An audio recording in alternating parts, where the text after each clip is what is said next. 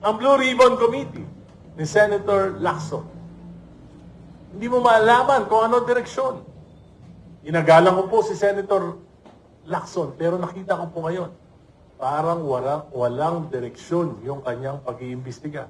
Siya mismo, pinangalanan niya si Executive Secretary Lucas Bersamin at ang pamangkin nito, si Yusek Adrian Bersamin, na tumanggap ng 8 bilyon mula kay Engineer Bernardo. Pero hindi niya po inimbestigahan, hindi niya pinatawag, at ngayon lamang nabasa ko na wala siyang balak ipatawag ang mga Bersamin. Bakit po? Bakit pagka mga kontraktor pinapakulong?